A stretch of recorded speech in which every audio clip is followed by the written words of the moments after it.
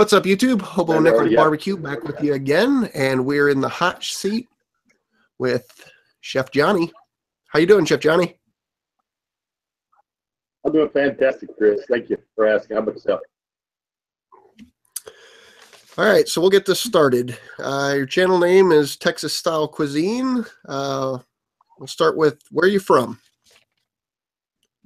I'm from Lytle, Texas. We're down south of San Antonio, back toward Laredo, where we're at. All right, give me your family situation: wife, kids, possible grandkids, illegitimate kids, whatever. Oh, man. No grandkids anytime soon. I've got a lovely wife of 30-something years. Let's see, 31 years. Celebrated that this summer. Son 26, daughter 22. So you might have seen my daughter. If y'all watch me in my videos, my daughter slips in there with some of them. And then my son actually does a lot of my videoing for me. And he, the intro music. If you saw my burger entry to Russ's entry, he did that 90 seconds of guitar work in it. And he's actually working on a new entry for me right now. Hang on a second. I got people telling me there's no sound.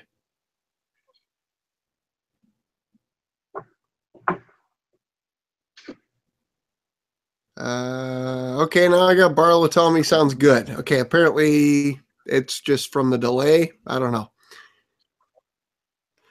All right. Can they hear me now? Okay, so just to confirm, are you hearing me and Chef Johnny? Takes like 8 seconds for it to get from us to them.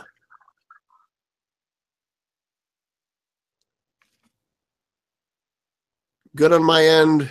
Meathead says got it. All right, let's rock. Besides making YouTube videos, do you have a real job? Yeah, I got too many real jobs. I teach at one of the high schools here in San Antonio, Culinary Arts. Been there 10 years doing the high school stuff. And a couple of years ago, became an adjunct professor at St. Philip's College. So I teach basic food prep at the college here, which is a wonderful culinary school. Actually, year in and year out, every year they're in the top 50 culinary schools in the nation. So I teach basic food prep there in the evenings, and on the weekends is my barbecue stand. So we sell barbecue every weekend, do caterings when we can. So yeah, I definitely got a real job. Sounds like you got a handful of them. Yeah, we stay busy. We stay real busy during the school year. Then we have a little fun in the summer. We try to run around during the week and have a good time, and back to sell barbecue on the weekends. And kids are getting where they can take it over and run it. My son's a heck of a hand on the barbecue pit, so he does good there. My daughter will come into town. She's in college, so she drives in and works the window, and then we got a few people we hire to help out, and they come in, and so we can let me and the wife sneak away every once in a while now. Sounds like you should have met Ori Griswold 20 years ago and taught him how to do something other than having kids.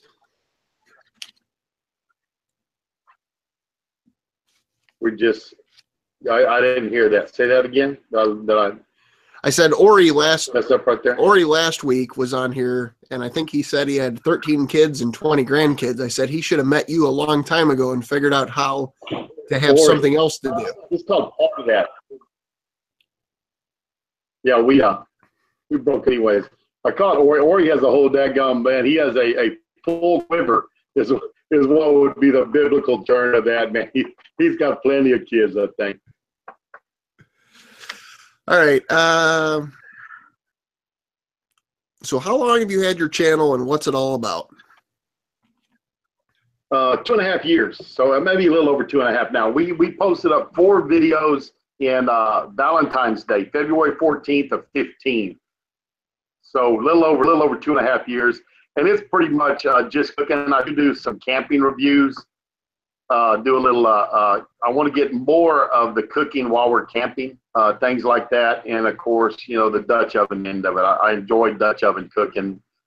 I know some guys were like, hey, ask him Dutch oven questions. I saw Barlow and Meathead, I think we're bouncing some of those up there. But Yeah, that's it, man. I'm a teacher by trade, and so it's just trying to teach people how to do the things I do, and something they might enjoy.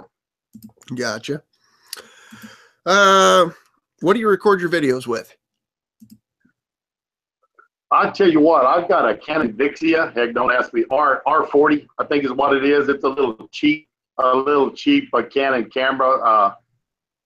Could afford when I started, and it was, I don't know, $395 or something. But I use it, and I use my iPhone 7 now to pick some things up with it. And then I have confiscated my daughter's Nikon, and I forgot the exact number on it, but it's a DSLR, so I can interchange the lenses on it, and I do my close-ups with her stuff. But when she comes and takes it back, I guess I'm gonna have to get another one. And actually, next month we're getting I'm upgrading to a G40, Canon Vixia G40, and it's gonna be a lot nicer camera. I'm gonna pick that up in November. All right.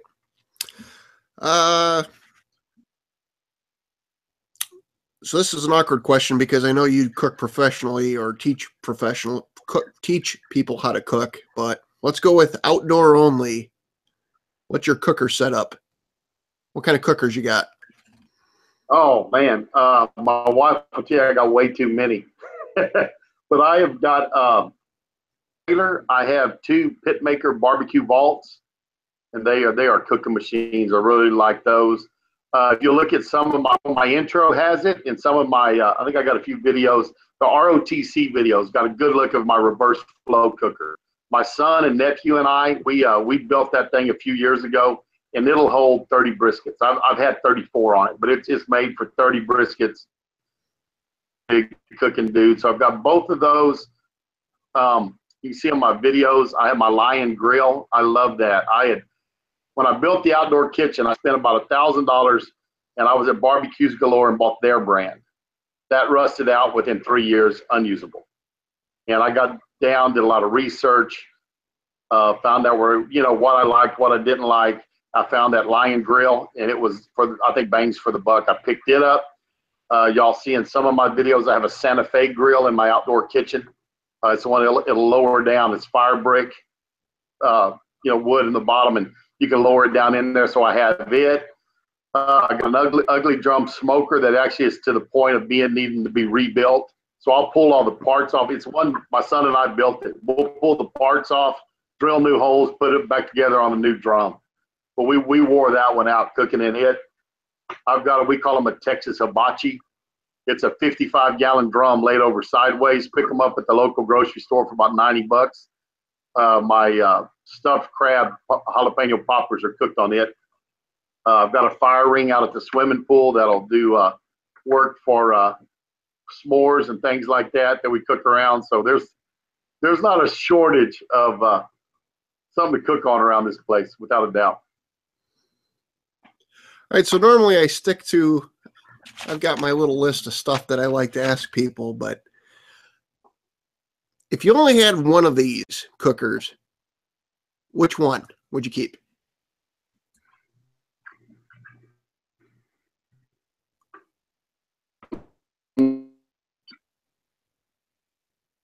It's probably my feed, I bet. Right now you're froze. I think it's caught back up, at least on my end. The question was, if you could only have one cooker out of that whole bunch, which one would you keep? Oh, if I can only have one, those vaults are fantastic. Those Pitmaker does a great job making those. But man, I like having a stick burner laying around too. But I'd probably go with my vaults. If I can only do one of them, probably my vault. All right. So who taught you how to cook? Or I may take a step back because I'm assuming you've got some kind of professional or college training to cook. What got you interested to cook, or both? What I have, gosh, I've always loved to cook. I guess hospitality is my gift that I have. Was a cook. He did some cooking in the military. He was in the CCCs, which is the Civilian Conservation Corps here in Texas in the 30s during the Depression. He had been in World War I. And he was quite a cook, and I did not get to experience his cooking. He went blind about the time I was born.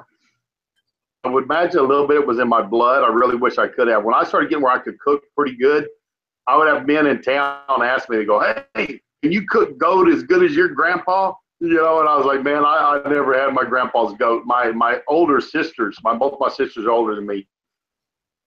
I remember grandpa, he'd go out, cut one's throat, drain it, put it on the pit, and cook it for family. I can't remember that, but no, I didn't get taught from him, but I think I probably got a little bit from him.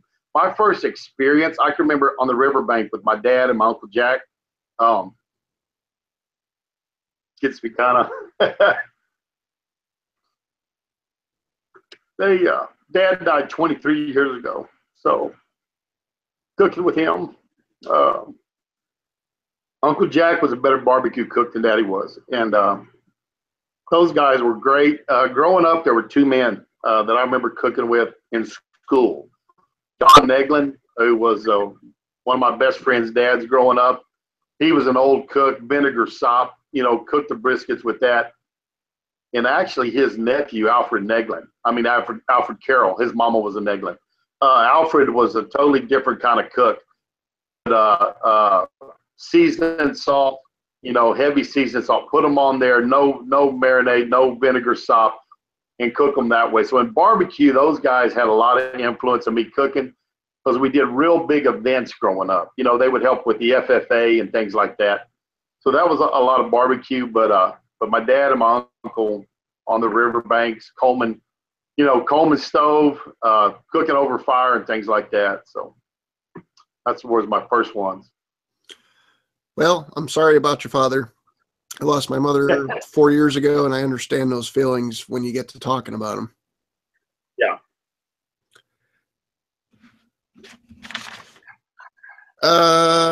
Next question. Typical weekday meal for Chef Johnny at his house. Oh man, that's tough. What would you say, dear? We use. Yeah, my son's he's a big beef eater. So we'll do a lot of steak, a lot of pork, throwing those on the grill, baked potato, salad. We see a lot of that. I'll throw some fish out here on the Lion Grill. Asparagus, man, definitely if I get to pick my vegetables, that's my favorite vegetable to eat is asparagus. So throw that on there, but that's kind of that kind of stuff.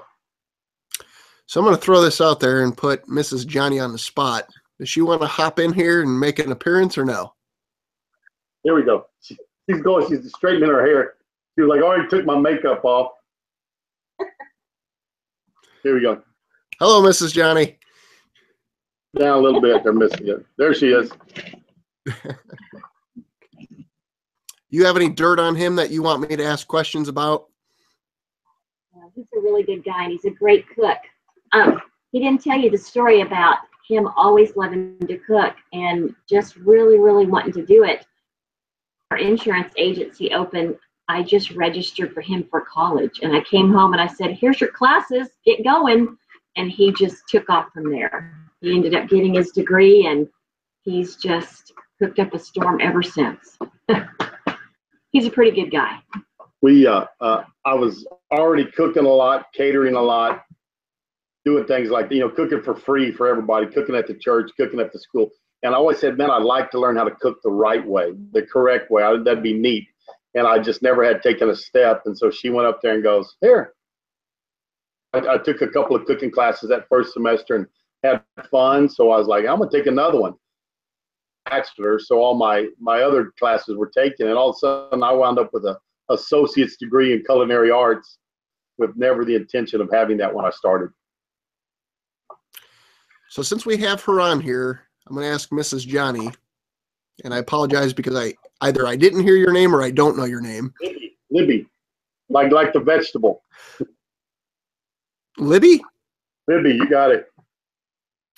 What's the best thing Johnny cooks, and what's the worst thing Johnny's ever cooked? The best thing that he cooks are probably my favorite are his green enchiladas. They're amazing. And then the worst thing that he cooks, oh, those nights that I left him home with the kids when I had something at school, and he would just clean out the refrigerator and dump it all in one pot. And my kids would say, please don't leave us with him again. So it sounds like he wouldn't be a good candidate to be on Chopped or Cutthroat Kitchen. I don't know. He'll eat anything, so anything's game. But unfortunately, the rest of us are not that easy to please.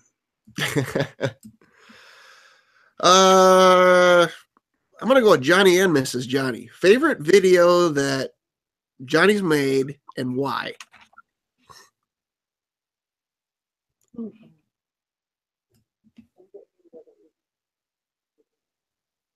I guess all the videos that we made in the barbecue trailer. I mean, we work together every weekend, and he's done in the barbecue trailer. So it's just something we do together, and it's fun, and it's just part of who we are. So those are probably my favorites. Oh, and I know the other one. Not too long ago, we did a hamburger competition. Was huge. That was a lot of fun. That took a whole day, but that was a lot of fun. And that's something that he and my son and I all did together. So actually, I think that would probably be my favorite. Johnny, what's your input? Gosh, favorite one I've done. Oh man, maybe my grilled shrimp. Yeah, I enjoy making sausage a lot, so those are a lot of fun.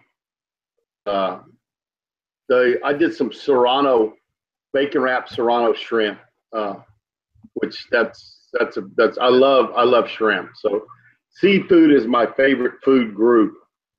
So I'd probably go with that Serrano shrimp, bacon wrap. Yeah. Sorry, I'm trying to write down questions as people ask them, so that when we get to the end, I can get them out to you. Any funny stories while recording that got edited out? Maybe they weren't funny at the time, but they're funny now. Gosh, what we cut out?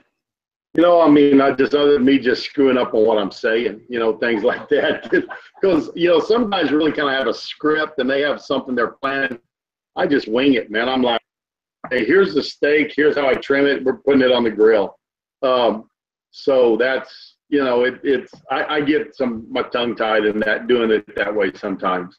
But that would be I don't think there's anything that just really got. Now, my funniest story of a cooking meal one time, when we were young, this was 20 years ago, we had some kids, some friends over, dear friends of ours, and of course, neither one of us had any money. We were all about broke, and we went in and bought some fajitas, and we're cooking those up, and we threw them on the grill. And when we weren't paying attention, my dog grabbed them, and he grabbed one deal of fajitas and took off with them. And me and Jeff chased him down, pulled the fajitas out of his mouth, washed them off, and threw them back on the grill.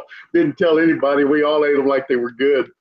So that's always my pretty good. I said that's always my biggest fear when I'll season something up and have to go run in the house from the driveway, is that one of the neighborhood critters is going to come running off with it, like you're saying. Yeah. So that was funny. So this question got asked 2 or 3 times previously, and it's made it into the 10 questions that I ask. And it's from Nate at Big W Barbecue, I think, is his channel name. His channel name's slipping my brain right now. What have you learned from having a channel, and what surprised you from having a YouTube channel? Gosh, what have I learned from it? It's a lot of work. It really is. To get the good shots, more on that. When I first started, I think it was, hey, let's just get a video up there. I never really thought about, hey, how big is this going to be? How great is this going to be? I've been watching, some of the big ones that all of us watch now, when they weren't so big, about 3 years ago, 3.5. And so I was like, man, I can do that. And so when I started doing them, I just kind of filmed something and throw it up there, and I didn't worry about it having perfect sound or perfect picture or perfect editing. And now that I'm starting to be a little bit bigger and people start paying attention, I'm like, I really ought to do something a little higher quality on the editing end.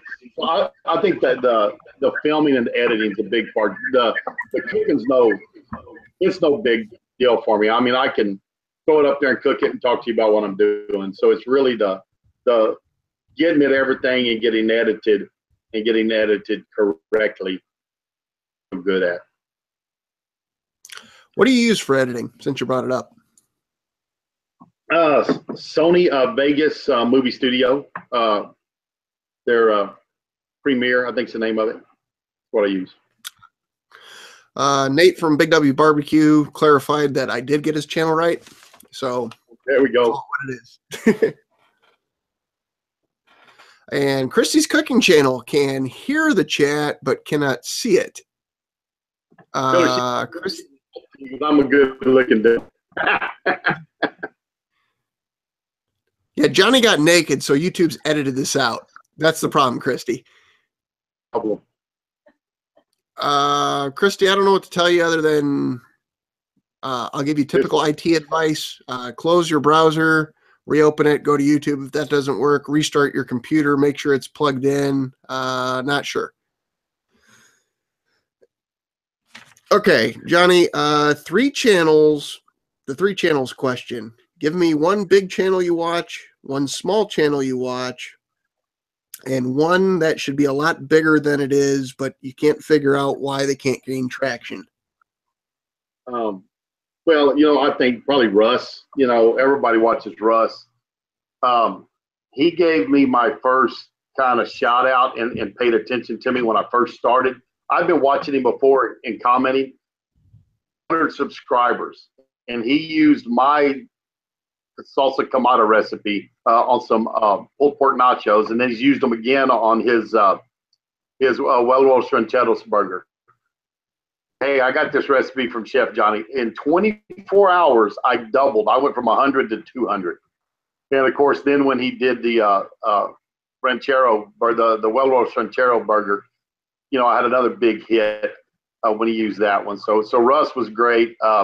When I started out, I think he had about 30,000 people. T-Roy, another big one.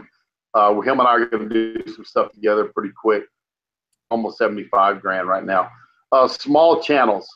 I tell you what, it's hard to limit down to one, but that's coming up with a lot of y'all guys that are just starting out. I think y'all are very communal. But I like Meathead. I like Stone Mountain, man. I like to watch that kid. He's like, hey, I'm sitting in my truck eating a burger, and here's what it looks like. He just cracks me up. Big old boy scarfing down an Arby's burger in the truck. But I'll tell you this. This is the channel I would put my money on to say I think this guy could get big, and that's Barlow. I think he does a good job. He's got to cut out that vegetarian stuff. Martha, listen to the man. He knows what he's talking about. I think, no. There's a lot of people that like to see that. But he does, his editing's good. His videoing's good. So seeing that stuff, I'm like, hey, there's Ray Mack. Ray Mack's in here. Hey, buddy, thanks for dropping by. There's a good medium-sized channel right there. Ray Mack's a chance to visit with him on the phone. Good guy. Just saw his name pop up there. But but dang Barlow, he's small. And I like Big Lou. I watch Big Lou, and I enjoy seeing him on there. So I gave you a lot more than one, but I've been kind of thinking about that question. I knew you were going to ask that, and I was going, man, I don't know if I can say just one. But the channel that I can't, this is the one that I don't understand isn't bigger. And that's Chef John Polite with It's Only Food. Right. Man, he does some stuff. Man, why is it, I don't know if it's, I know I've heard some guys, why doesn't that video have more hits? I'm like, why doesn't his channel have more hits? I get on there and watch stuff he does, and I'm going, man, that is cool. And, you know, Chef John Polique does great stuff with It's Only Food. And I can't believe he's not bigger than he is. So I came across a couple channels last night or the night before. I got to a point where I had exhausted your entire library, and it was probably about 10:30 at night. And I'm scrolling up through here now, and I'm going to keep doing it while we talk. So I found two channels. I'm not going to name one of them, but the guy was, I'm never going to claim that I know how to do barbecue right by any means, but it was one of those where what he was saying just blew my mind of everything I've ever read. This was the exact opposite. And then there was another guy that was brand new that you could tell that he's got the stuff, but he's like got 3 subscribers, and it was like, I want to bring you into the YouTube Cooks group. I want you to, I can see you're going to take off like a rocket, but I don't know if you're going to be the one-hit wonder, because I go through people's libraries like probably no other and see people from 4 years ago that made 3 great videos, and then they just decided, I'm done making videos. But these 3 videos have 10,000 views, and it's like, I don't know if they got hit by the bread truck or what. Yeah, you see that. I mean, and I do, because I try to get on there and look at some other stuff and, you know, kind of compare myself and where we're going and what we're doing. Why aren't they still making these? You know what I'm saying?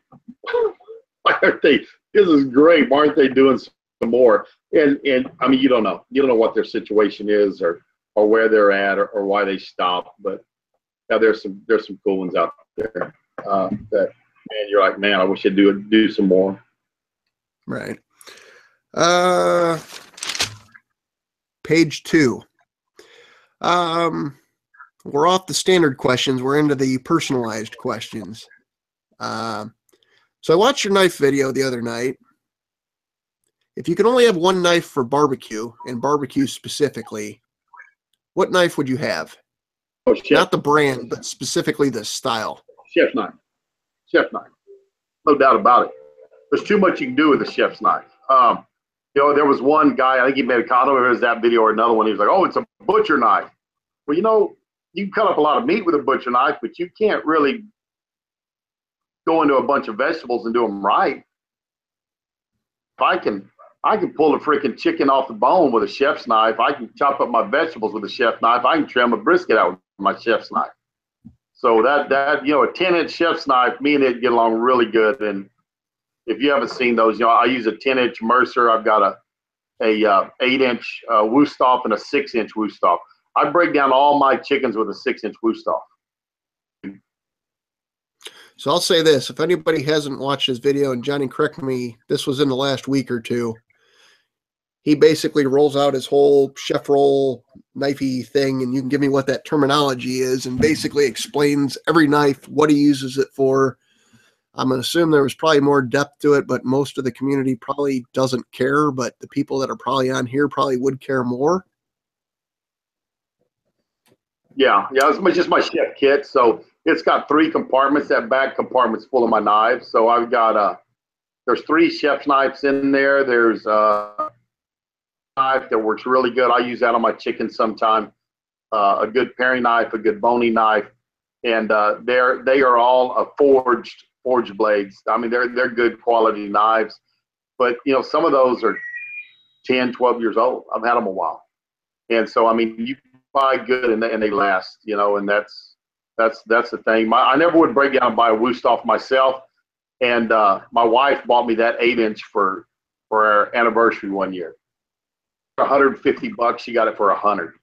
And so I mean, it's a big investment. But that 10-inch Mercer is like $65, and it's a forged knife and holds a great edge. So, you know, sometimes I'm wondering, is that Wusthof 3 times better than the Mercer? But they're both good knives. And since then I've got 2 more. We actually. Yeah, I'll give a little plug for Sur La Table. If y'all like doing stuff and there's a Sur La Table, or somebody, I think it was T-Roy the other day, hey, go to Sur La Table. It's to tell you, Troy. But anyway, Sur La Table, and they have cooking classes. My wife and I went up there and took a knife class, and it was like $100 to take the knife class. You do a bunch of chopping, you make some salads, cook up some chicken to go on it. But they gave us each a 6-inch Wusthof at the end of the knife. So basically, you bought the knife and got the class for free. But we like to go up to there and a lot of fun. Go up there as a couple and just enjoy ourselves. All right, so I watch Food Network like probably everybody does. I watch Cooking Channel, and I watch YouTube videos. So here's my question to you, and I'm going to do this poorly. I've got my sharpening rod, and I've got my knife. And I see people do this crap right over top of the food that they're cooking. How much metal shavings am I getting in my meat? None. You got to realize when you're sharpening that knife, and I've actually got the feed up right now. I'm not where we're at, but if you could imagine this was a knife, and I'm fixing to do a knife sharpening video, will be coming out real soon on my channel. Point.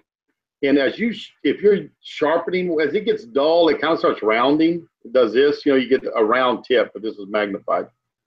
And when you sharpen it, it kind of does this, all right?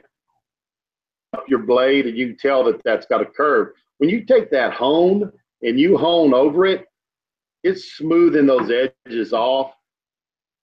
A hone, there's really nothing coming off. When you're down on the stone, it's bringing metal off. But when you're on that hone, you're just smoothing it up, so you're not going to get a shaving dust fall out there. But darn sure not any kind of a shaving at all. Now my steel is a nice smooth steel. I've got some at the lab they're a little rougher, but mine's a nice smooth steel. And all you're doing is just smoothing. That hone smooths the edge. It doesn't sharpen it, it smooths it. And that's what I can see myself looking like an idiot there playing my fingers now. It just came up speed. But anyways, that's kind of what happens there. How often should a feller do that? Or female? Real often. But you're going to cut yourself with a dull knife before you do with a sharp knife, because you're pushing harder. It's harder to get through there. So what you're going to do is get that knife good and sharp. Keep that steel, like on the barbecue trailer, right next to my cutting board. And I'm Keith Baytag's on here. Keith's probably got a good idea of how to do it also. That guy's been cooking for forever. But you want that nice and sharp, because especially if you're slicing that brisket all day. I mean, I'm using that steel all on. And if you've got a good knife, I really don't go back to my stone very often. If you got a good quality steel, I mean, I may put it on the stone every couple of weeks, maybe. I do a lot of cutting before it goes back to the stone, because I use that hone, and I've got good steel, and it sharpens it up again real good, and you don't have to put it back on the stone. Gotcha.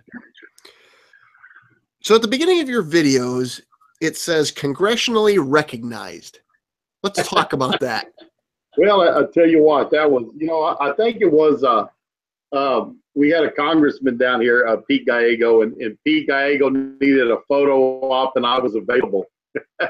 But I got a piece of paper hanging up in my office that says the United States Congress for my teaching there with the school. They had some people. He was talking about educators, and somebody recommended me, and they kind of surprised me. They said that congressman wanted to come by and heard about it and wanted to look at the program. It was kind of a floundering program.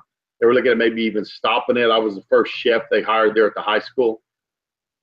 He came by, and I took him back into the kitchen. And when I came out, my mother-in-law was out there, and my wife, and the superintendent, and people like that. And that's when I realized, hey, there's something going on here. But yeah, Pete, real nice guy, congressman from South Texas, South and West Texas. He gave me a congressional award of recognition for the teaching I do. Awesome. Booger 500 US is telling me that Keith Baytag asked, "What's your favorite thing to cook indoors?" and do not answer with asparagus. I tell you what, my favorite meal is spaghetti. So that's a favorite thing for me to cook. I love cooking spaghetti. I enjoy it. And if if somebody say, hey, this is your last meal, I'd say, well, give me a big plate of spaghetti. My favorite food is seafood. I enjoy cooking spaghetti. I mean, I really do. I like the sauce. I like the pasta. And I'm a spaghetti fanatic. All right, so I'm going to ask you this question. I'm going to ask you to do me a favor. I have to step off screen for a second, but can you answer this question and drag it out until you see me jump back in? I'll do it. Christy's Cooking Channel wants to know, besides Texas cuisine, what other regional dishes do you like? Gosh, Christy, you're keeping me busy on this one. But Italian, I really do. So we do a lot of. I do a lot of Italian. I like lasagna. Things that come with pasta, I enjoy that. Man, it comes out of Spain. I love paella. I enjoy cooking paella. I've got a little clip of my students doing paella, but I'd like to do one cast iron skillet maybe to get that done. I enjoy cooking bread, which is not a region, but I'm not a real big bread eater, but I enjoy cooking bread and dealing with bread. I just think it's a challenge. Making sourdough, my second year students, my seniors, sourdough every year. And we actually collect the yeast, out of the air, just the way they did it, 200 years ago. Water, sit it on the shelf, and wait till something starts growing in it, and doing that. So that's a ton of fun. But I enjoy Italian, any kind of seafood dish. If it comes out of the water, I eat it. So if it's seafood, fish, shrimp, oysters, clams, you name it, that's good for me. Enjoy making sausage. Sausage is just, that's a pleasure for me. Those are big hits on my channel of making sausage. So this year we're probably gonna film. I wish I would have filmed some last winter. I didn't, but we're gonna get some turkey sausage out there, some breakfast sausage, and we got some different things like that lined up for those. So those are different foods that I like besides maybe Texas cuisine. Awesome. Meathead's correct. Yes, I had to go pee. I'm not ashamed to say it.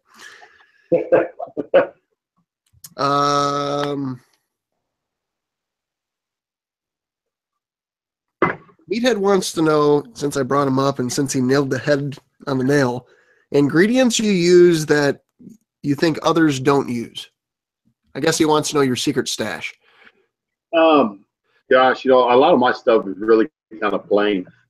Dried peppers, I enjoy doing dried peppers. That's kind of some of the stuff I like to do. I've got just a couple of videos where it shows me using it, but we do that. I'll use some agave, something like on my competition ribs. I'll use agave in there to sweeten them.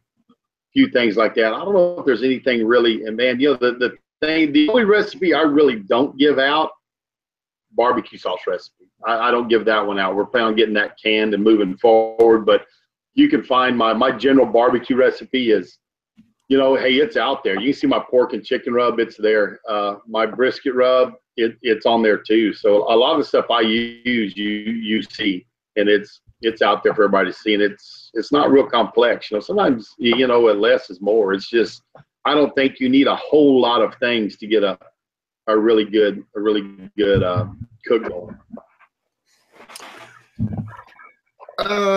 So I have a recipe for what is claimed to be Killer Hog's barbecue rub. And in that recipe, it claims that you need to have tomato powder. I can't find tomato powder to save my life, and everybody's going to send me a link from Amazon. But what does tomato powder bring to the party?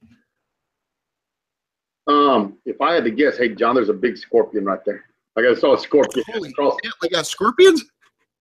Yeah, we got in the country. There's a great big one headed across the floor. Gave my son a heads up on it when I saw it head that way.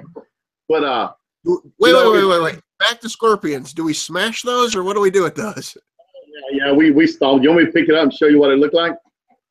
Well, I know what a scorpion looks like, but for the show, yeah. If you want to grill that thing up, we'll sit here for the next 2 hours. There you go. It wasn't a great big one. And he's still wiggling a little bit.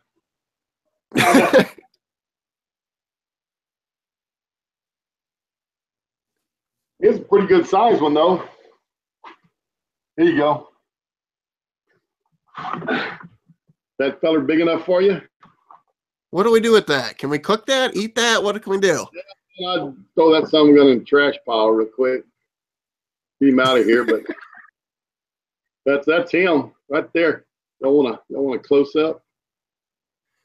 That's that vicious little son of a gun. Yeah, out in this sandy land we live in, we get scorpions, and I'm out in my man cave, so that's one of the hazards. You don't want to run through here in the barefooted at night sometimes. So, like, I'm keeping this list of things that happen, and I'm contemplating on making a behind the scenes, but I'm pretty sure that this is going to be the only scorpion near-death incident on the show. might be the adventures of South Texas. You know, everybody always says down here in South Texas, it'll either sting you, stab you, or bite you. You know, and there's an example of it right there.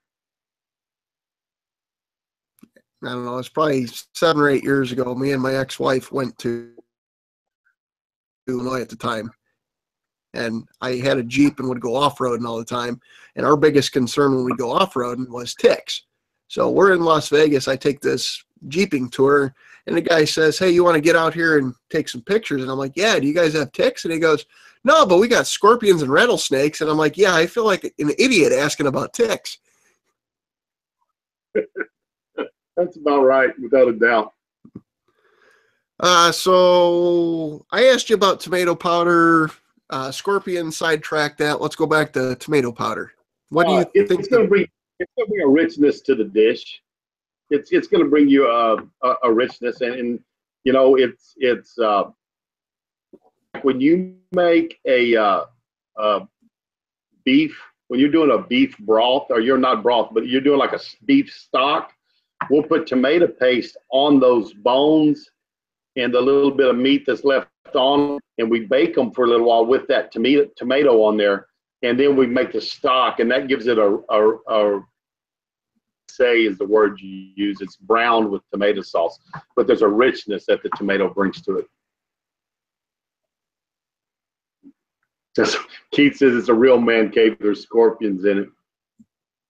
All right. I got sidetracked there for a minute. I was reading the live stream, but I have my chat thing up in front of it. When I click off to the live stream because I thought I'd missed something, I saw you still talking, and all of a sudden my hearing went, whoa, wait, he's not there anymore. So one of the questions got asked or got brought up, do you think that the tomato powder brings any of that color to the rub? Not the rub, but the actual finish, the bark. Well, sure, because it's got that, you know, so many people today are looking for that mahogany color. So when you're using tomato powder and you're using paprika and things like that, that's going to help with that mahogany color. It's really kind of funny because, yeah, I mean, and I cooked competition for a long time. And, well, we did it for about 4 or 5 years.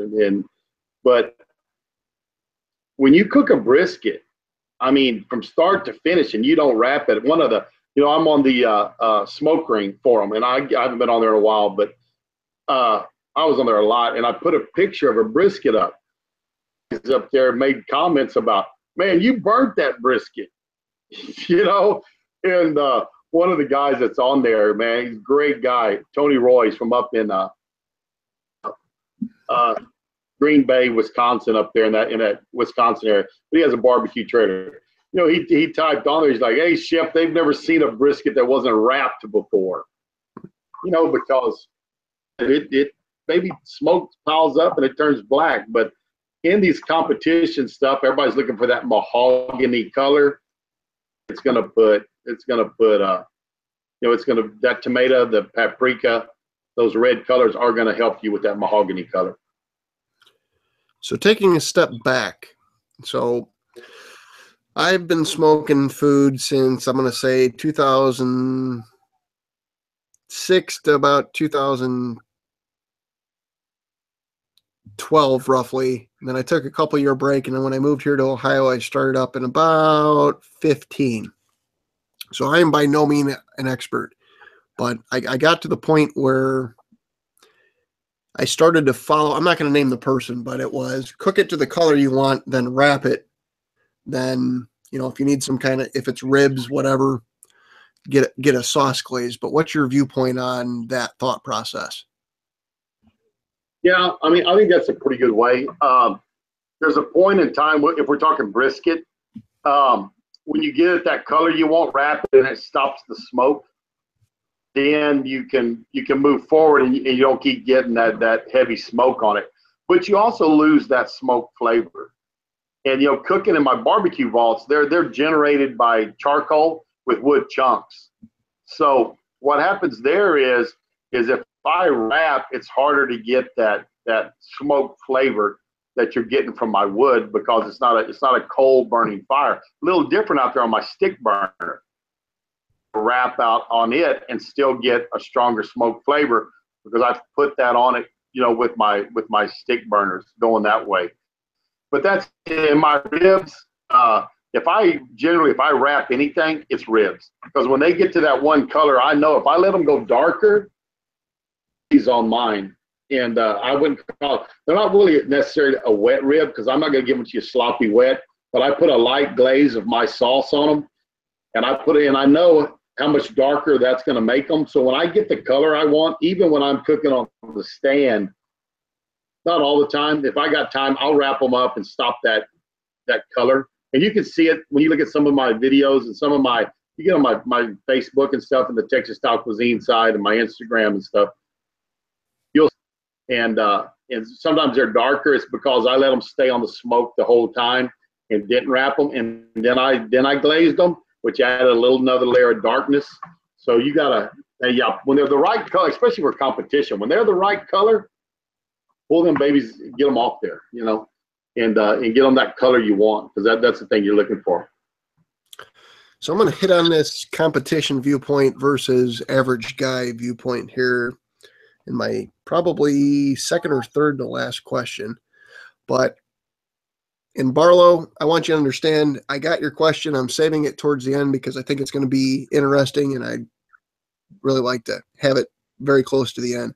Meathead wants to know, have you ever cooked rattlesnake? I saw that. I was just watching that one. And yeah, I sure have, many times. We used to always cook at the Texas Folklife Festival here in San Antonio for years. And we'd do a rattlesnake stew. We'd cook snakes throughout the year, get them, and we would skin them and fillet it off so there was no bones in there, and cook it with what we call a sawmill gravy, cornmeal, and make this gravy out of cornmeal. But yeah, I've cooked rattlesnake many a time. It's everybody asks, what does it taste like? I tell them it tastes like snake. But yeah, we cooked a lot of rattlesnake. Mr. Fred Zeppelin, if you haven't jumped off now, stay here for 30 more seconds because I got your question. I just seen he posted he's got to bounce out of here. In a pinch, Chef Johnny, what's your favorite store-bought barbecue sauce? Oh, man, Stubbs Mesquite. Yeah, I like Sweet Baby Ray's, but I'm going to say Stubbs Mesquite. I like Stubbs Mesquite real good. All right. Hog Smoke asked, and I'm sure you already saw this, do you keep a revolver in your boot like Johnny Treg? No, I've got a 45. It won't fit in my boot. So we keep that. Down here in Texas, we can, I don't know, you can see my safe back there. You see it behind me? I got my gun safe back there. But we've got plenty of firepower. That's what I'm trying to say down here. But yeah, it's a 45.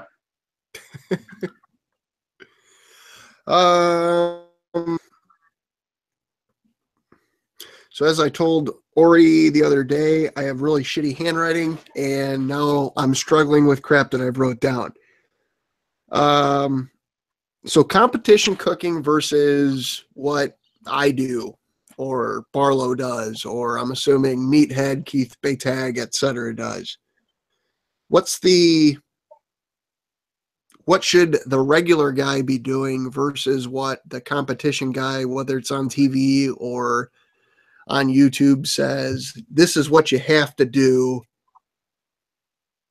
You cook for or teach cooking for a living. Explain to us either A, why the things on the competition stuff work, or B, why it's a fallacy and you don't need to bother. Well, what you got to realize is you're pretty much doing a one taste challenge. When you're giving them something at a cook off, you're going to get one bite, maybe two. Good enough for the second bite to go back. But normally you're talking about one bite. So you have to impress them in one bite. So you're doing a lot of things to that meat where you don't have to, because if someone has a meal, they're sitting down in there and they got a half pound of brisket on their plate, or they got a half a chicken, or they got 3 or 4 great big old spare rib bones. So I mean, you have a meal for them to go, man, that was wonderful. When you're in a competition cooking, you've got one bite. With that one bite, and we were quite successful at doing that. We got a lot of home over the time we did it. My cousin and I, my buddy Pappy G's, he had Country Kids, a soul food restaurant I cooked at and did for a long time. And the guys that were on the team with my son when he was in from college, and now if we do it, he jumps in there with us. But it's just, you got one bite, and it's a lot different besides giving somebody a meal and giving somebody one bite. So yeah, a lot of that stuff now you don't have to do to get a good. And you can take, Johnny Trigg says he's never ever injected a brisket, ever. And he wins a lot of brisket competitions. He's not only a rib cook, he's a good brisket cook. Never injected once. So there's a lot to be said about putting it on the fire and cooking it right.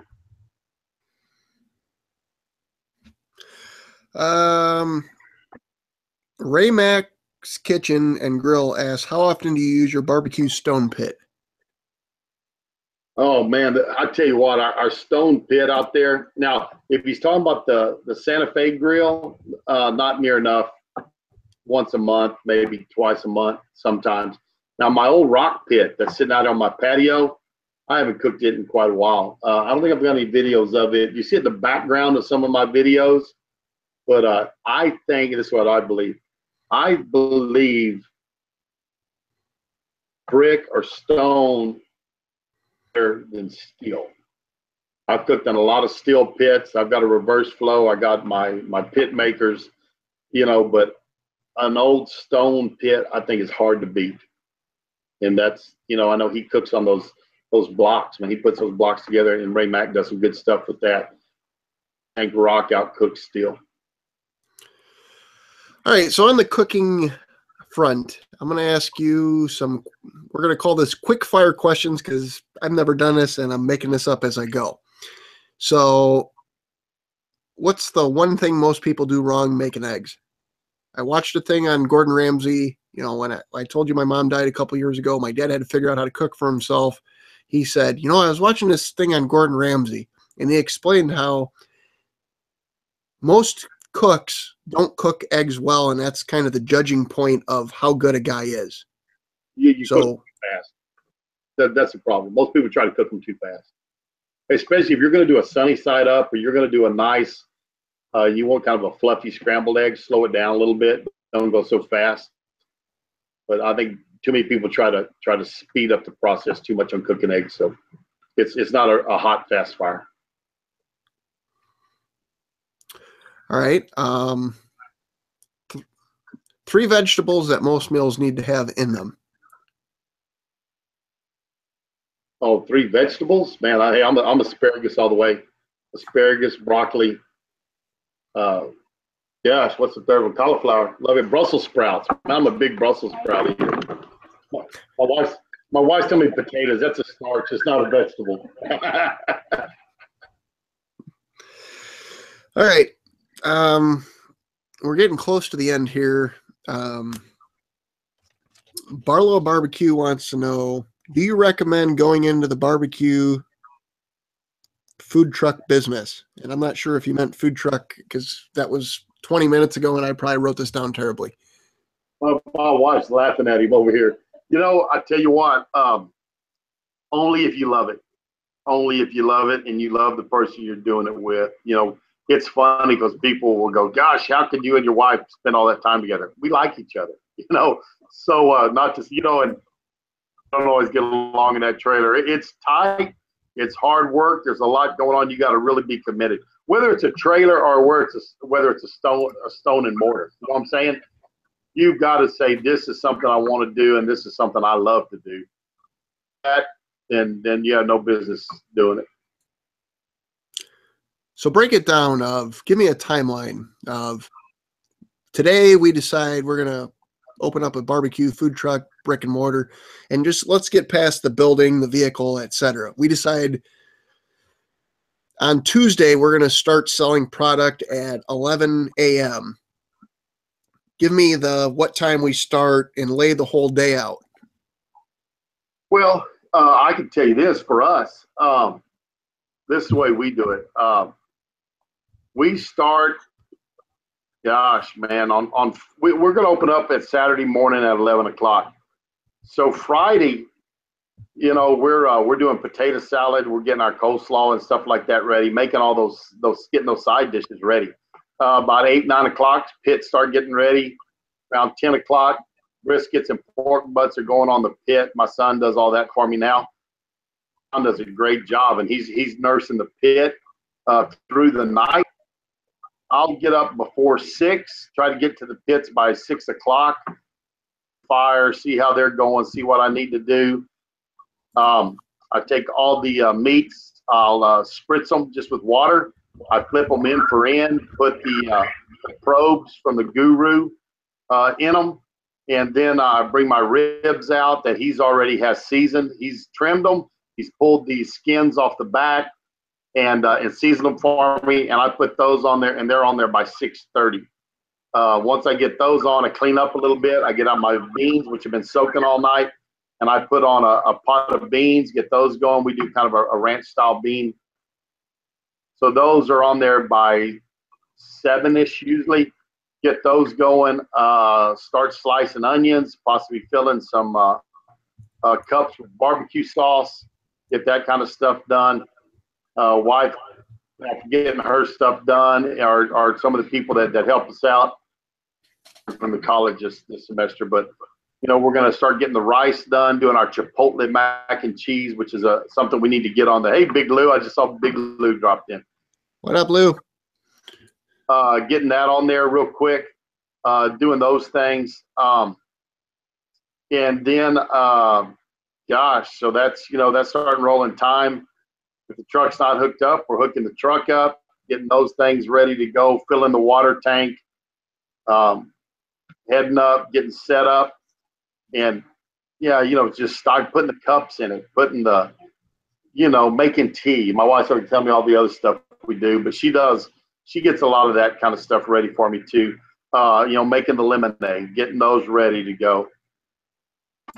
At 9 o'clock, I get the chickens ready. So chickens go on at 9. And they cook. They're going to cook for about an hour and a half. So about the time they're done, when they're about 160, I'm going to pull them off. I'm going to sauce them. I'm going to put them back on there long enough to set the sauce on them. Off somewhere in that same neighborhood time. Glaze those, put those back on to get the sauce set on those. Briskets have been coming off all that time, anytime from usually 8 to 10 or 11. That's going, my wife's giving me hints here. But then that's going on.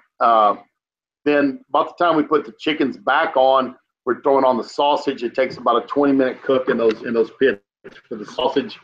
And, you know, all that's coming off somewhere around 10:30, and we're heading to town, getting up there, setting up the tables, doing everything we need to do because we're trying to get opened up by 11. Usually it's, you know, between 11 and 11:30. You know, putting out our flags, getting the generator going, making sure we got gas Friday for the generator and all that stuff. So it's a busy time, and then we'll sell. Yeah, I slice to order, so we don't have meat already sliced. You turn your order, I'm slicing briskets. I'm getting pork off the pork butt, getting that ready to go up through the day.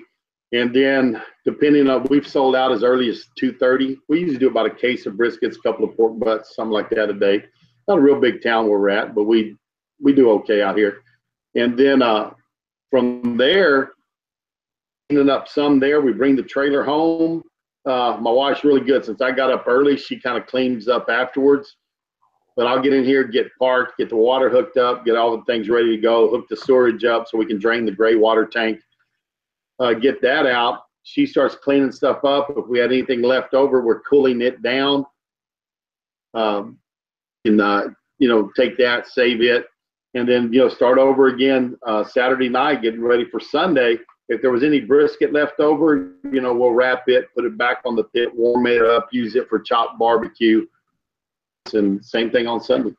That's the way it's a busy weekend. On Sundays, we do our Jack Daniel's peach cobbler. So we pull the peaches out. We use frozen peaches, and we soak those in Jack Daniel's for a little while, and then make the cobbler from that. So we have that on Sundays.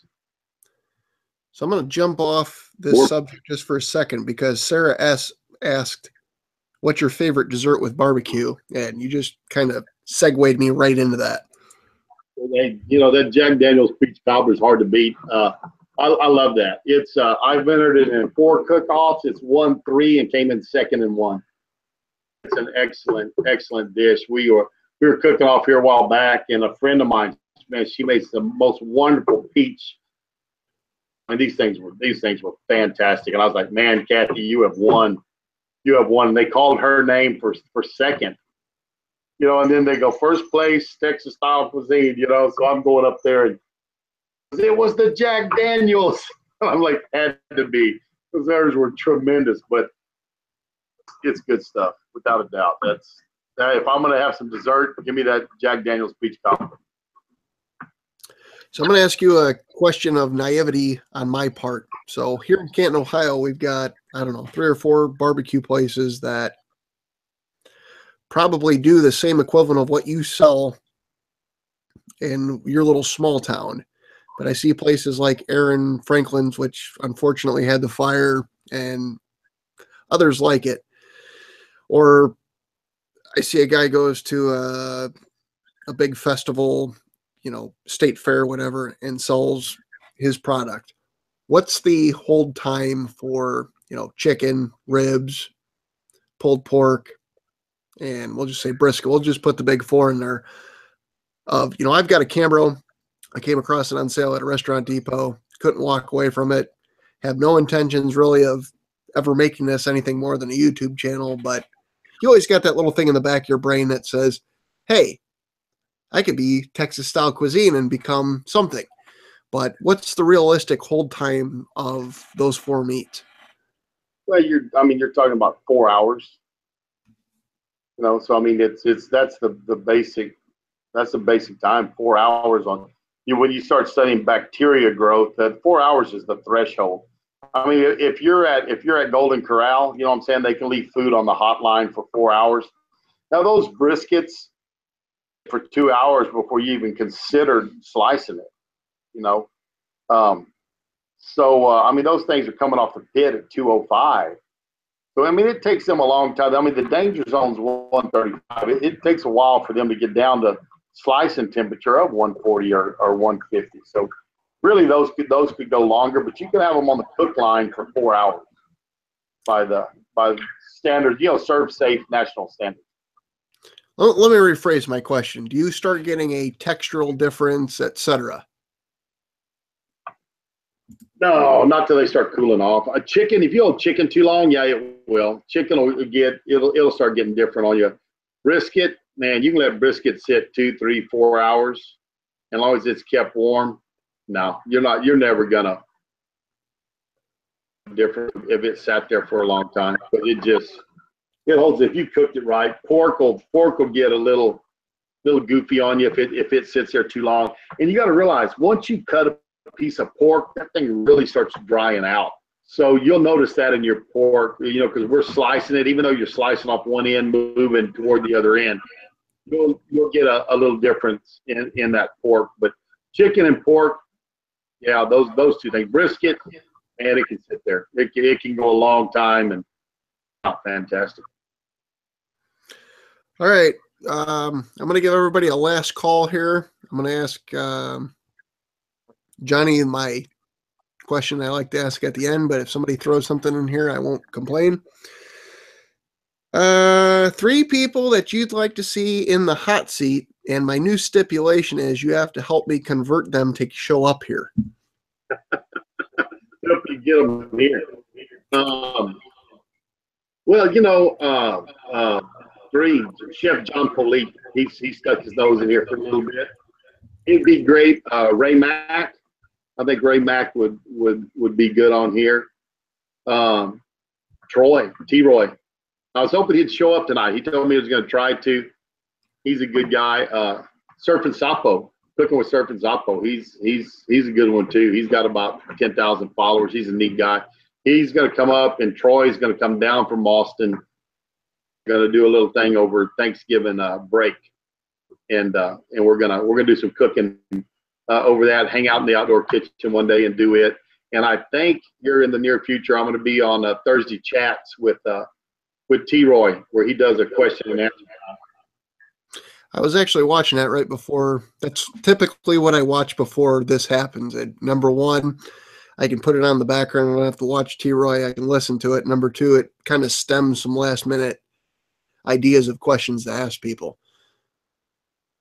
Yeah, he does. T-Roy does good stuff. He really does. Troy does an egg. When I first started watching Troy, he had about 9,000 followers, I want to say.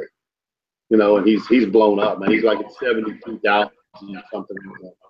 Does a good job. So one thing I'm going to ask you, if you guys do this setup and we can somehow work up that the three of you will hop on here, I'd be interested in doing that just for the dynamic issue, let alone the talent. Yeah, I mean, I'll talk to them. I don't see why they wouldn't. Take it on. We're all going to be here, so. I mean, I'm assuming it's over Thanksgiving. It's probably not going to be Thanksgiving Day, but I'm flexible here in the hot seat. It doesn't have to be on a Thursday. We can call it something else. We can call it three guys from Texas and the guy from Ohio. But yeah, we can do that without a doubt. Let me scroll through here real quick, make sure I didn't miss anything. If anybody's got anything, let me know now. Oh, the basement of Home Alone. That's what Phil thinks. I'm in the basement of Home Alone. I just saw that. So my man. You guys, what's that? Oh, I said, it's what I told Phil. I said, this is my man cave. He said it looked like the basement from Home Alone. So I've got my black screen here that if anybody doesn't know me before I started this knows that there's here, I'll show you. It's a cinder block wall, to which somebody made the comment at one point of just change your barbecue channel's name to Dungeon Barbecue and you'll be fine. That might actually, I don't know. Can y'all see? Y'all can see those. See, behind me, those are my lanterns. That's my lantern collection, a part of it. I collect Coleman lanterns. So that's one back there, 1947. It burns. I collect them and I fix them up. I'll move my hand over here. This is a 1931 Coleman stove that is operational also. So I collect Coleman. They're kind of easy to fix, and it's something I do. So that's what's hanging up there. Is there any way that that's easy to grab off and bring closer? Which one? The 1931. 31. Yeah, that's right here, Mike. I keep it on the end of the table. Can y'all see that? So that's a 1931 Coleman. If you see the emblem, that's the old style emblem that they had years ago. I'm on the feed, so I can't see what's going on there. Yeah, I can see it there. Can y'all see that? There it is. See the emblem? The old style emblem on it. But this actually has a cast iron burners in it, where the new Coleman stoves have that metal pipe and it's pressed metal. The chamber and the bar between the two burners is cast iron, and it's got Coleman inlaid in the cast iron. But that one's from 1931. Got it for $10 at the flea market. Not a bit of rust on it. Two things. Hog Smoke, I got you. I just don't want to lose Big Lou's comment. Johnny, are you on the Coleman Collectors Forum? Yeah. Well, old Coleman. What is it? Old Coleman Parts. I'm on that forum there. Yes. Yeah. And Hog and Smoke asked, I don't know, it's probably 20 minutes ago, and I feel like a dick that I haven't gotten to it yet. What's your poison? Bourbon, Scotch, etc. Jack Daniel's Black Label. That was fast enough, wasn't it? It's funny because in 2013, well, I'm going to say prior to 2013, that's what I was a big fan of. And when I moved here to Ohio, I went down to see my kids at Christmas. And after I dropped them back off at their mother's house, I decided I'm going to go to the Jack Daniel's distillery. I got a week off. And then I ended up going to Kentucky and doing the whole Bourbon Trail thing. And we can argue one way to Sunday whether Jack Daniel's is bourbon or not, or whether it's Tennessee whiskey or sipping whiskey, whatever you want to do, but it meets both criterias. You know, bourbon is supposed to come from Bourbon County, Kentucky. You know, kind of like Champagne comes from Champagne, France. Anything that's not from Champagne, France is a little C champagne or sparkling wine. So it's where it comes from to get the name bourbon. But yeah, Tennessee sipping whiskey. I've been on that tour. You know, Jack Daniel's does a great job. They are excited to see people there, and they enjoy having people there. We love the tour. And when we were there, give a heads up for anybody that likes whiskey. They have one called Master Distiller. I found it there. I wanted to get some things we didn't see down here, so I got some of those different things, brought them home, loved it, and I finally, a couple of years later, found some at one liquor store in San Antonio that carries Master Distiller. Primo. I like it. Very, very good. Did you happen to go to the George Dickel distillery while you were in the area?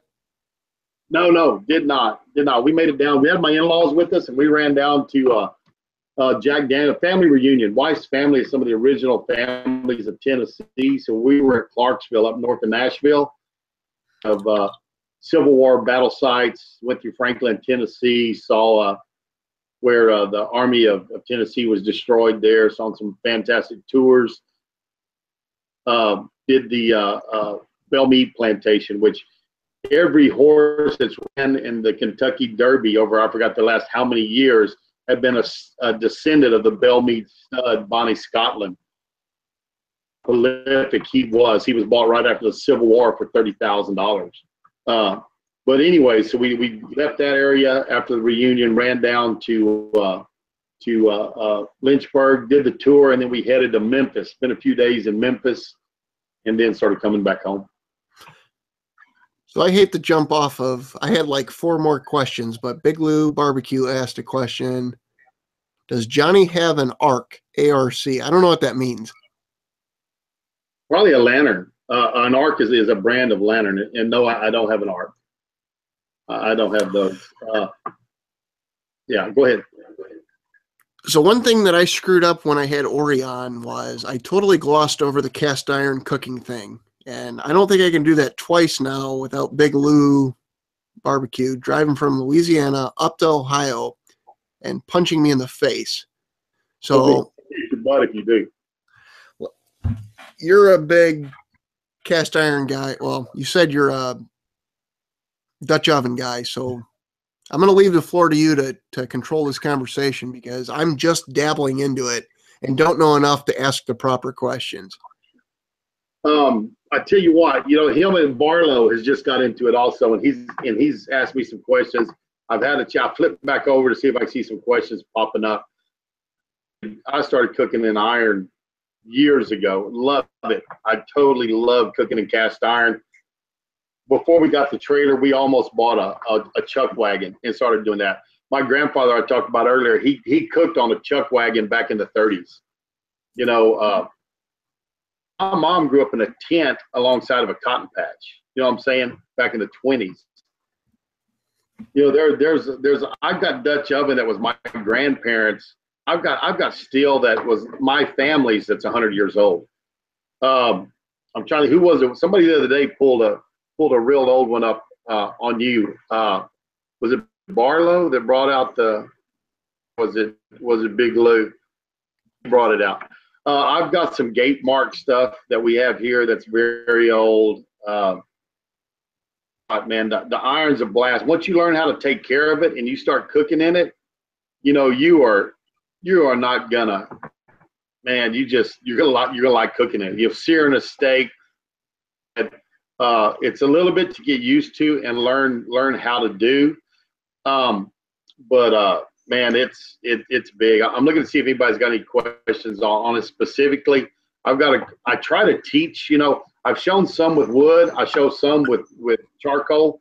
If you're starting out, I say use the charcoal because you can count the briquettes on there. One of the questions that came up, the guy said, you know, American or Chinese, what do you think about Chinese?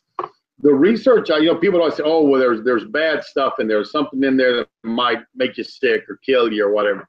You know, there's not, and there's not. It's good cast iron. The problem is the fit. You know, when you get that Dutch oven out, what's the lid like? Is it wobbling around, or has it got a nice tight lid? Things you look for. You know, Camp Chef is Chinese made. Cabela's, all their stuff, I think is the same people that make Camp Chef. I do some stuff with Camp Made, and I have one Camp Made oven. Probably end up getting some more. I like some of their stuff. You know, it's a Chinese made oven, but it's got a good fitting lid. It's not going to let anything in. It's going to hold that smoke good. So when you look down at a piece of cast iron, and let me. Oh, there's my watch. She's going to grab those two pots right there. These are just plain pots that you can see. But one's a Griswold, that's your family ori, I don't know. But you know, this is a Griswold. This pot here is an old Griswold. And it's, you know, it's got the self-basting lid and everything. And this, you know, I don't use this one real often. But if you look, there's not a bit of rust on it. It's black. I could take this in the house, wipe it down, and cook on it right now. I keep some on display out here. That's my nicer stuff. But this is a number 9 tight top Dutch oven, and you know, if it's Griswold, if it's Lodge, the old Lodges didn't have their name on them. Well, one thing I do is you look down on it, and y'all can't really see this, but this is an old Martin stove and range, which wasn't a quality. It was, if you bought a Martin stove or range, they would bring you one of these. You'd get a set of dishes with it. But this was my grandmother and grandfather's. This one had a little pitting in the very bottom of it. But one thing you look at is when you're looking at these is check out the rim. If you find an older one, if it's thick on one side and thin on the other, it's not a real good casting. You want to look at one that's nice and uniform. There's the Griswolds. They're going to be a little thinner, a little lighter. Even the old Lodges were a heavier oven. But, you know, these things last forever. But this pot right here is around 100 years old. And I still cook in this one. And my grandfather's, and I want to say he got it from his mother. So this one is, you know, turn of the century type stuff. You know, the teens maybe. I don't know the exact date on this Martin stove and range, but I got some stuff with gate marks. They showed you that. Here, John's got one of the new Cabela's. I picked up a Cabela's the other day, and these are, you can't only get 16 inches anymore. And if you find a 16-inch oven, you can pay out the wazoo for them for 20% off. So we ran up to Buda, Texas. And if you look, this lid, it's tight. It's a good tight fitting lid. I've got a friend, and I'm on the American cast iron page. James, you know, James is big American made. And I understand that, and I love American products and American steel. I bought this on sale for like $80. I mean, it was, you know, good fitting lid. It's the only thing I don't like about this big 16-inch Cabela's is the loop handle's not big enough for one of mine. It doesn't go high enough for, I've got a kind of a mechanical grip one that you put it on and squeeze it. It has a hard time getting under it. But that's a Cabela's. And you know, I'll hand that back to John. But to get a 16-inch oven, I bought 2 of them at Cabela's because I didn't want to pay $300 or $400 for an old Lodge that you find, if you can find a 16-inch oven. So So I know I've been talking a lot. I can talk all day about cast iron. I've got of black steel, and they're all been they've all been seasoned, and there's they're taking good care. My wife threatens me if I ever bring any more home, I'm in trouble. But a lot of black iron. I love cooking in it. It's a lot of fun. It instills a unique flavor, I think. But yeah, you'll see me this winter. We're gonna get out and do some more Dutch oven cooking. If y'all saw my comparison the other day of my gravies that I did for Pioneer, today I went to an event here in San Antonio, Las Damas de Escoffier, which is a ladies group that raises money for scholarships and stuff and gives girls scholarships that are in the food industry. Nice deals. Aaron Franklin was there. Got to meet Aaron Franklin. Really, really nice guy and friendly. But the vice president of Gunther, who owns Pioneer Flour Mills, was there. She found out I was doing that comparison. One of their marketing ladies was there. So her and I were talking about it. They didn't know a local person that got picked to do it. I was just randomly got picked. But that VP told me that she'll supply me with all the Pioneer products I want to do reviews. So I'm probably going to do some camping type stuff, like maybe make some of their cornbread or these Dutch ovens, and then maybe do some of their pan gravy on the camp stove, and try to do some stuff with some Pioneer products because it's right here local out of San Antonio, and they're willing to give me some stuff to do these with. So we're going to see what the Ginther, that's the people's name, that Ginther that owns Pioneer Flour Mills, old German family that moved up on the river and came from Fredericksburg. The river dried up, so they moved to San Antonio and brought their mill down here. And it's still in operation in San Antonio.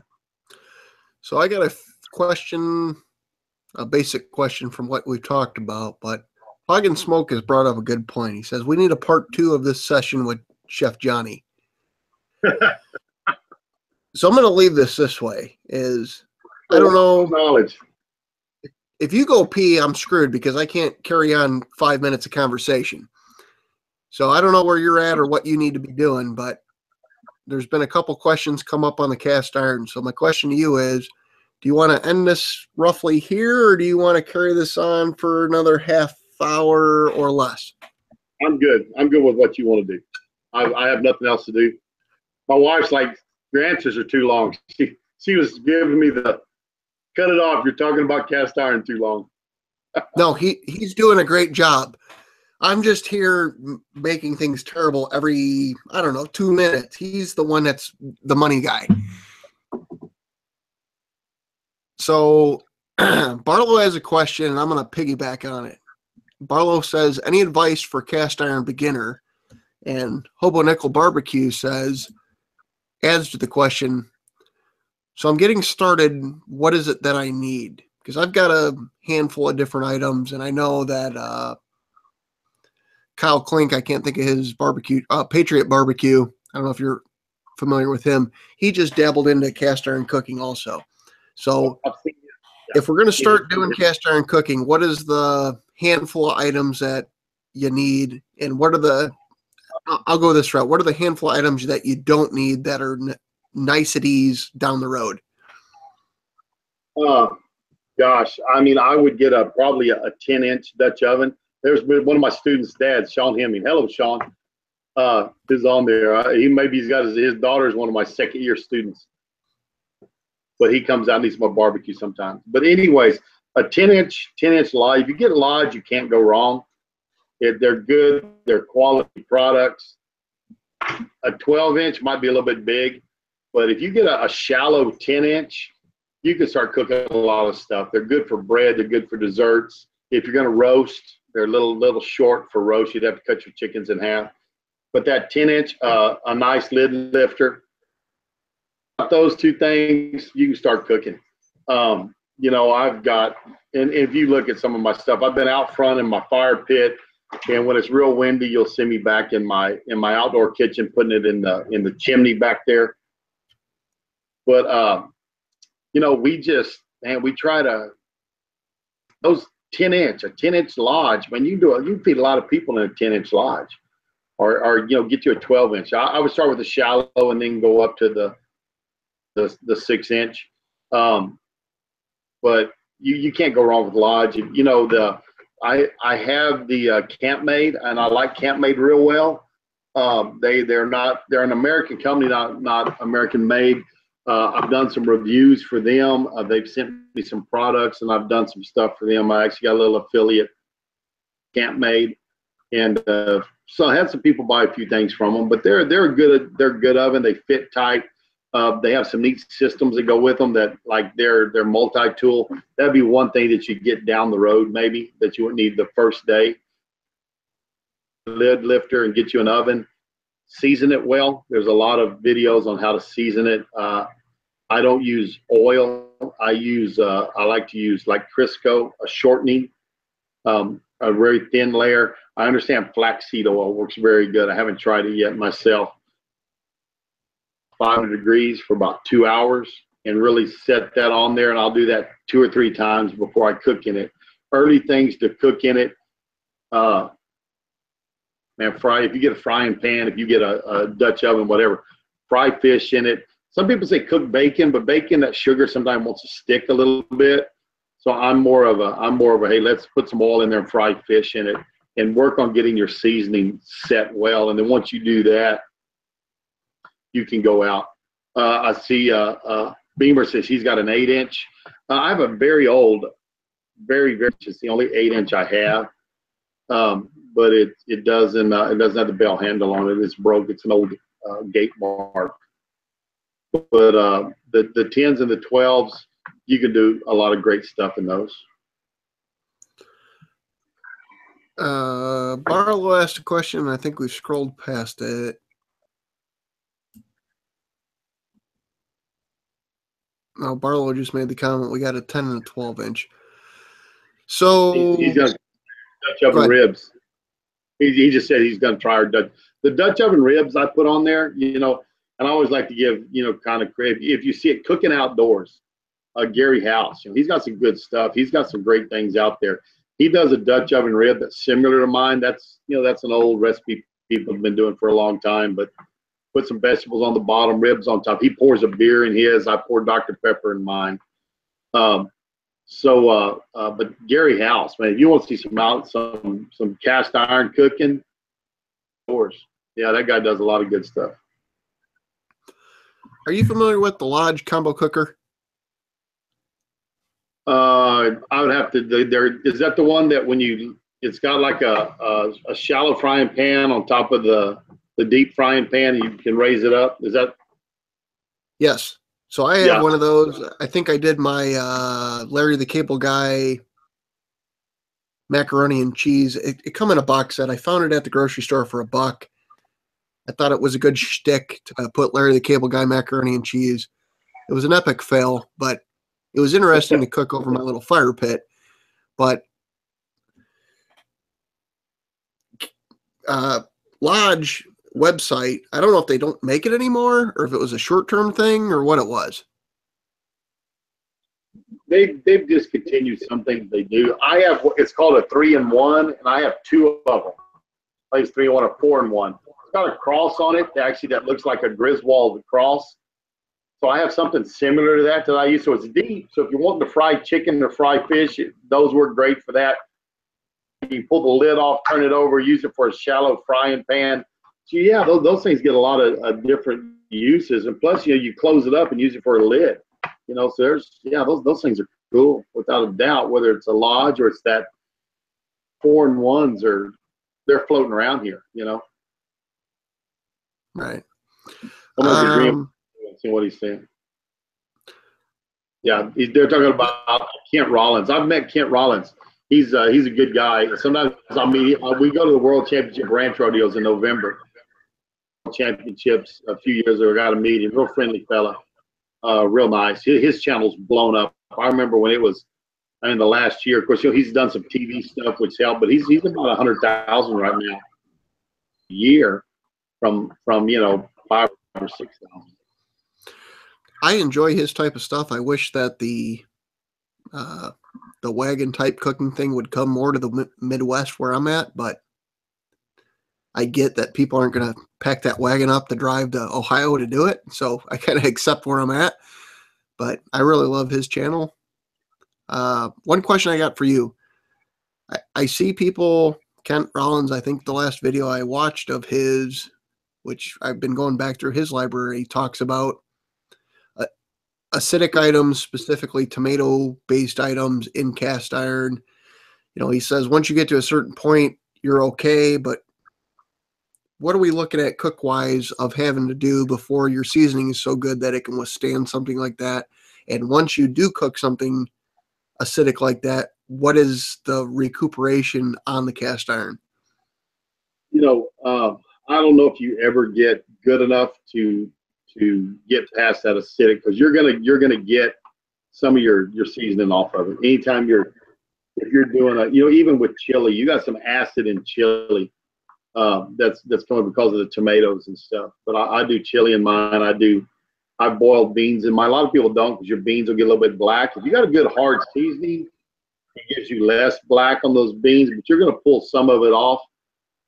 Clean it while that oven is still warm. Put you a thin coating of oil on it, and that'll help it. And just sometimes you may go back in the oven and re-season it again if you think you've got much of it off. You can, after you use it for a while, you get to looking at it and you can tell how that finish is. All right, so I've done this about 5 times now. Last call for questions for Johnny, Texas Style Cuisine. And while I'm waiting for these questions, because we got about an 8-second delay, Johnny, anything that you want to promote that you got going on here? Well, I mean, I talked about the Pioneer stuff we're going to be doing. I'm trying to get some of that out. I've gone back and looked and said, where are my most successful videos? Because, and we haven't really got into some of the YouTube stuff of using it, but I'm not one that has been, you'll get these guys on these kicks of multi-level marketing or this or that. And they're, oh, you got to do this because you're going to make money at it. When I entered this, I never considered making a cent. I did it because I liked cooking. I enjoyed teaching. I thought it'd be fun. And back during the summer, there were guys going, why aren't you advertising? And I was like, I just never have. I didn't want somebody to say, oop, advertisement, and skip past my video to watch one that didn't have it, So I never monetized till I had over 5,000 people. But right now, I'm like, you know what? I'm going to keep this going. I'm going to improve my quality. I'm going to work on the editing end of what I do. I mean, I know I've got some good products, but as far as my recipes and stuff, but I'm going to work on that, and I'm going to try to blow this thing up. Working on trying to get social, getting with more people. I went over 6,300 this morning. I saw that, so I don't know exactly where I'm at now, but somewhere over 6,300. But and I'm gonna tell you guys that are younger than me, that are so man, if y'all stick this thing out and you keep doing some good videos, get going. Look at what you're doing, why you're doing it. I tell you one in what how you name your video. Meathead's working really hard on how to make those. Meathead just asked about a cookbook. I've got a cookbook started, and it's got a lot of stuff in it. I haven't finished it yet, Meathead, so we're working on that. But the name of your channel, the name of your video, what keywords you're putting in there. Like one that I like, and if they watch this, I'm not doing this to be mean. I mean, I really do like their channel. But Chef John and Rebecca, y'all may see them on there on the YouTube Facebook page. It's Tiny House Creations. When I saw that, I'm thinking, oh, there's somebody building those tiny houses. That's such a big deal right now. I never once considered food. So I think sometimes when you name it, and I was even concerned with Texas Style Cuisine being a little bit long, spit cuisine off the tongue. Sometimes when you say that, but what you name it. But these young guys out there, some of y'all, man, y'all start doing this. I don't see this going away. I think people are going to keep coming here to find information. Keep paying. I think y'all could do well because you got a lot of years, and you gotta look at the dumb stuff we did. Don't do that kind of stuff. But yeah, we're saying right now that YouTube within the next year or two is going to become the biggest the biggest search engine in the world, and it's going to exceed Google. Well, I heard the other day that it and Kugel bounce between 1 and 2. I don't know if that's the case or not, but I heard that somewhere. So Barlow Barbecue wants to know, should we season before every cook? I'm assuming he's talking cast iron. No. Once you get that good seasoning there, it's there. Make sure you're oiling before so some stuff don't stick. Give it that little bit of, get it warm, and you'll find this out. But you want to be non-stick, whether it's a stainless steel frying pan or whatever. Warm it up, then add your oil, then add your food, and it's going to make it more non-stick. If you put the oil in a cold pan, it's not going to be as non-stick as if you put your oil in a hot pan. Heat the oil, add the food, and you'll find out your sticking doesn't happen as much. So I only re-season if I seasoning. But after I cook in something, we take it. It never goes in a dishwasher. Never, ever, ever. Clean it out with water. If just plain water won't take it off, we'll put it on the stove. Use I've got some scrapers that come from Lodge, a brush, and a wooden spoon. We'll get that hot, get that off with it, and then dry it on the stove. And while it's still warm, a thin coating of oil in it. That's it. Be ready for the next one. So I'm going to ask my question. Are you familiar with Jack Miller's Cajun seasoning? No, haven't used it. I've seen it, and I've seen people use it, but I have not used it. So this weekend, I'm planning on doing a pork butt rubbed in that. I'm just questioning. I'm not from Cajun country. Everything I've ever tried Cajun has been spicier than what I normally like in the real world. So I'm going to do a pork butt on that. I was just curious if you had any insight. I hadn't, but when it says Cajun season, you're going to talk, it's going to be seasoned. You know what I'm saying? So be careful. Don't overdo it because you could get that. But what the people don't realize either is that's a great big piece of meat. And if you're slicing it up, a lot of that bark is going to get spread through it. But you just have to be careful not to, not to get it too hot where the heat might be a problem. Right.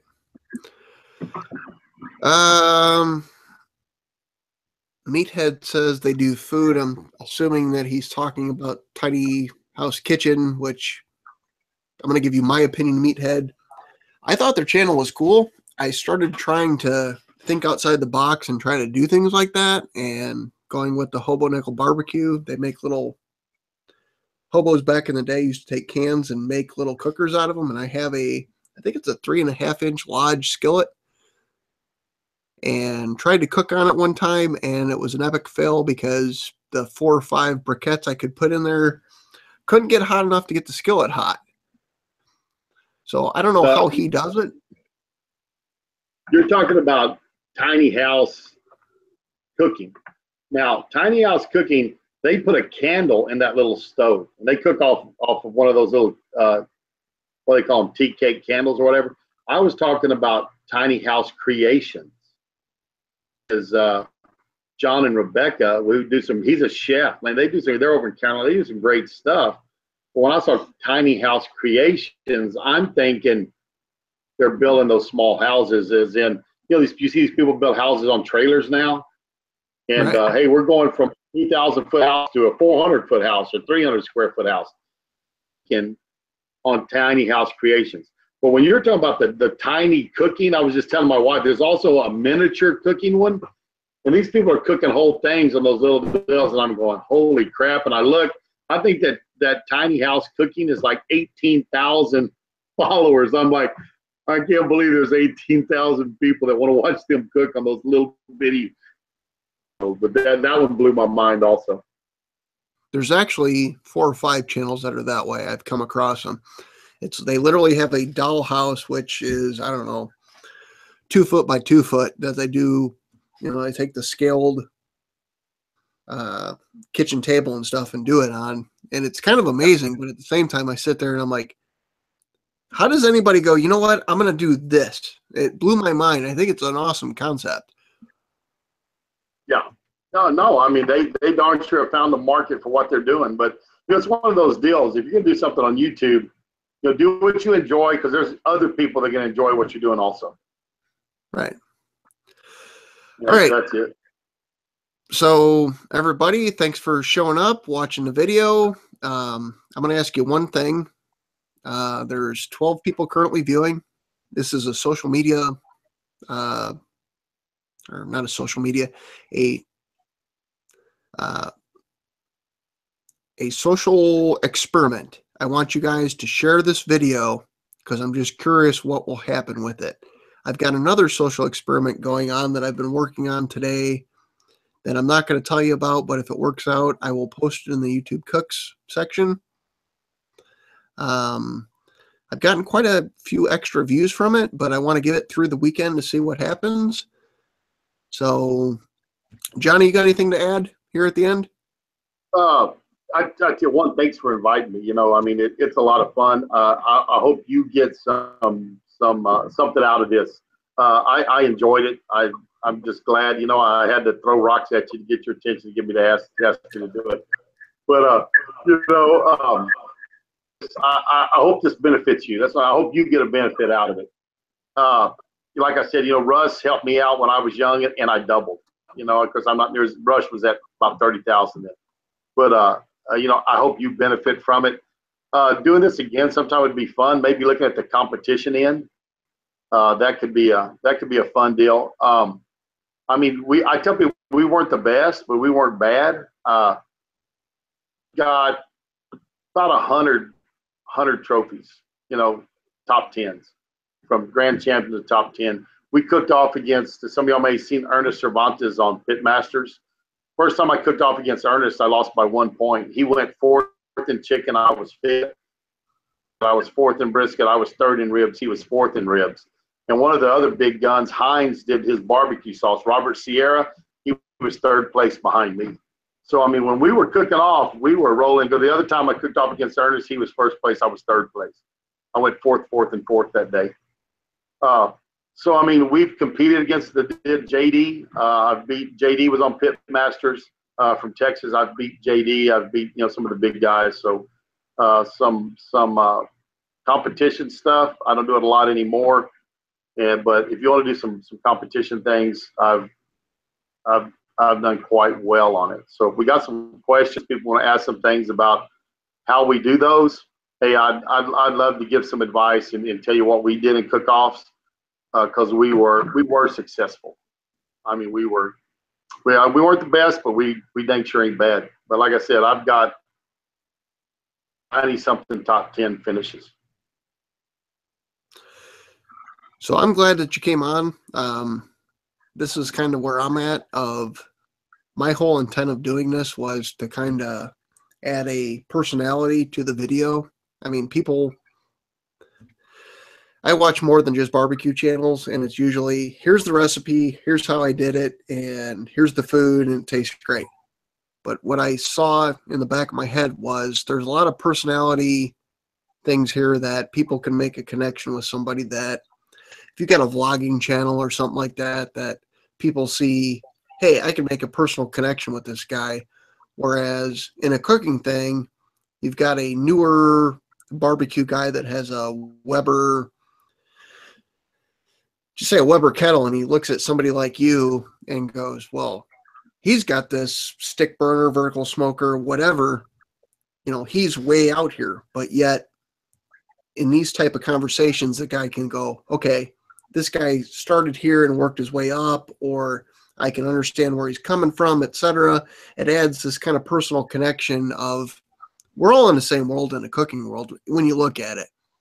And I think I've heard enough people say in the competition barbecue world, the guy that shows up brand new with his ugly drum smoker that he built at home, in general, the barbecue community will help that guy get going. Whether it's, I've heard so many times, teach his wife how to make the turn-in boxes, put the greens in there at the bottom, whatever. It seems like it's a great world. And that's just one of the things I wanted to get people who don't do enough research, or, you know, I'm on a million smoking forums, so I see that, but I think a lot of people that buy their first grill or smoker don't see. And you're right. The barbecue community they're cool people, and most of them want to help you. I know some of the big shots, here in South Texas. You have one Houston, have one San Antonio. You sit down with them, and they talk barbecue. Eating Aaron Franklin Sunday a week ago. Here's a guy that's selling, 20,000 pounds of brisket a week, or some ridiculous, 30,000, whatever it is. And he's just like, hey, let me tell you how I do this. He'll listen to what you do, and he loves barbecue, and there's people out there like that. They're neat to be around. You doing these interviews, I think, is really cool. Lets people see kind of what's going on. But these real cooks, they sit down with people and they tell them what they're doing, and I don't hide a whole lot from people. I'm like, if I can help you be successful, man, that's wonderful. And most of the really good cooks are that way. There's some buttheads out there anywhere, but overall, most of them want to help you be successful. Now, don't go up there and try to sneak peek on them and what they call shigging. But they're if you go up and you ask them when they're not busy, when you're in the heat of trying to get things done, you don't need somebody asking you questions. But most of the people are real friendly, real nice. Ernest, you talk to him all day. Robert Sierra, you talk to him all day. Maybe I've sat down and visited with him. Some of those guys, and they're just more than happy to share with you what they know, how they do stuff, how they became successful. And that's what's taking place here is there's people showing up saying, hey, here's what I did, and we want to share that with y'all. And that's, I hope somebody gets something out of this, especially you for taking the time to do it and being willing to have me in my mouth that on here much too long. That's the thing that's interesting is, I created the YouTube Cooks Facebook group, and I didn't do it for any other intent other than I saw something that, let me take a step back. I live in Robinson, Illinois. I've talked to Keith Bettag about that earlier before we went live. It's a town of 6,000 people. So you figure you got 2,000 people who aren't on Facebook, and you got 2,000 people who are too young to be on Facebook. So you got 2,000 people in a town of cornfields. And I created a group that was businesses could kind of post like, here's what we're doing. People could ask questions, etc. And it was a great thing. And when I started getting into the barbecue thing and the cooking thing, I was like, you know what? I don't see anything on Facebook for people who do Facebook videos to talk to each other and kind of collaborate or try to understand how the whole program works, etc. And so I created it. And, I think we've been doing this for 3 months now. I think we got 200 people on there. And you got people who are out there looking for views. They don't have, one of the questions on the group once you join is, what's your YouTube channel? And between Christy's cooking channel and myself, because we're the only two administrators on there, we have people that post like random letters, or I don't have a cooking channel, but I just want to watch or whatever. But once we got the group together, and I think we started out probably at 10 members in the first week, and now we're up to close to 200. There's a lot of information that goes on. Everybody's got their specialties. I tend to watch people who explain how to make your YouTube page or channel better, and I'll post those links out there. And, you got some people watch it, and you got some people say, give me the 30,000 foot view. You got people like Russ Jones who have 100,000 views that, he hopped on there. I felt awkward asking him. Somebody else asked him to join, but I'm sitting there going, I've got 125 subscribers. I'm not going to ask Russ Jones to join this group. I'm not there yet. But there's nobody else in the group, I think, higher than him who's showed up. And he hops in, answers questions. There's all types of people like you, which I call in the middle, because I think really YouTube is, you've got the high-end extreme, you've got the low-end extreme, and you've got the people in the middle. And I appreciate that, because the knowledge that gets bounced around is amazing. Or it really is, and people are, they're so helpful. Like, Daddy Cooks. So Daddy Cooks got hold of me the other day, and Phil Riddick, he's a good guy. And Phil, like, hey, man, I know some ways you can do things better on your channel.